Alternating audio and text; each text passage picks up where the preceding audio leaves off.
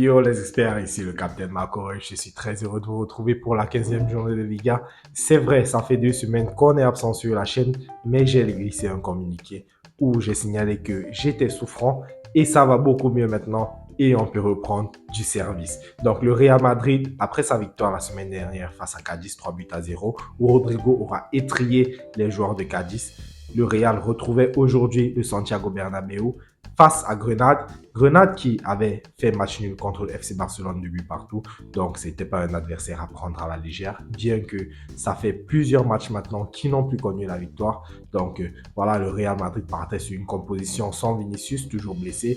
Du coup, c'est Rodrigo qui était en pointe avec Rosselló et Bellingham et Brahim Diaz juste derrière eux. Toni Kroos qui jouait en 6 aujourd'hui. Et voilà, le Real entame le match de la plus belle des manières quand même parce que Grenade jouait à 5 derrière aujourd'hui, donc c'était vraiment pas facile de pouvoir se procurer des occasions. Mais voilà, on sentait dès le début un Real entreprenant. Et voilà, le gardien de Cadiz, il se blesse au bout de la 7e minute, voilà, un truc comme ça. Mais bon, ça, après, ça n'a pas trop joué sur la physionomie du match. Bon, bah, du coup, Brahim Diaz, il trouve la faille dès la 26e minute pour le Real Madrid. Voilà, sur un très long 1-2 avec Toni Kroos. Toni Kroos, voilà, qui nous a étalé encore sa palette de passes. Une passe millimétrée entre les joueurs pour retrouver Brahim Diaz qui peut se jouer de la défense et du gardien et ajuster. Voilà, avec un petit geste technique très somptueux pour faire un but à 0 pour le Real Madrid. Et le Real qui se lance très bien dans ce match et qui va énormément dominer, mais sans pour autant trouver la faille. Et il faut attendre la deuxième période et Rodrigo à la 57e minute pour pouvoir marquer le deuxième but du Real. Rodrigo qui profite encore d'un très bon travail de Brahim Diaz. Brahim Diaz qui a fini homme du match aujourd'hui. Et il donne la passe à Bellingham qui pouvait marquer sur cette action. Mais le gardien s'interpose très très bien devant lui et Rodrigo qui peut conclure au deuxième poteau, voilà, d'une frappe pouf, très très puissante. Le gardien n'a rien pu faire et ça fait 2 buts à 0. Et Rodrigo, les amis, il est en feu ces derniers temps. Et franchement, je vais faire un mea culpa. Mais bon, peut-être mea culpa pas trop justifié, hein, parce que c'est vrai que j'ai beaucoup critiqué Rodrigo pendant une bonne période, mais c'est vrai qu'il méritait aussi. On va pas se mentir, il méritait parce que Rodrigo, durant la première blessure de Vinicius, on l'attendait comme le leader du Real et il n'a pas montré en fait qu'il pouvait porter ce Real Madrid-là à ce moment-là. Mais je pense que c'était juste un manque de confiance parce que là, tu reconnais un joueur en confiance. Voilà. Je pense que sur les 5 derniers matchs avec le Real, c'est 6 buts et 4 passes décisives et 8 buts sur ces 8 derniers matchs avec le Real. Donc, Rodrigo, franchement, il est très, très en feu en ce moment et franchement, j'ai pas envie que ça s'arrête parce que vraiment, il est en très, très bon chemin.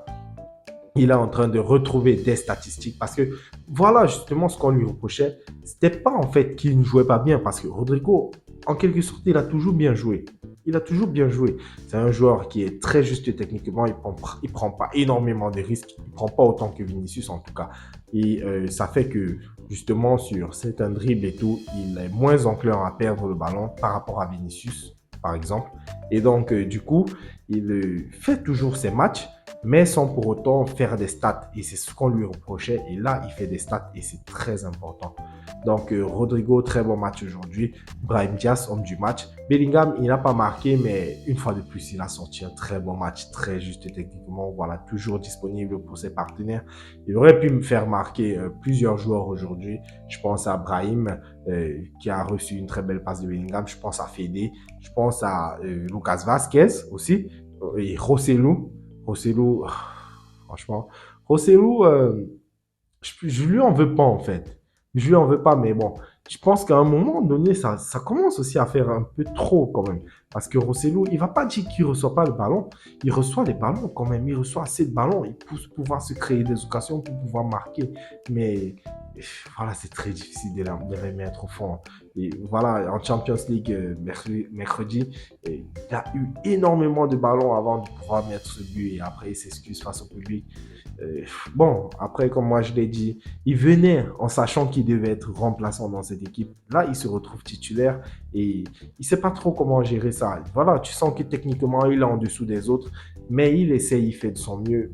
C'est ce que moi j'apprécie quand même chez lui. Bon, après, franchement, des fois, c'est très frustrant pour nous qui regardons le match.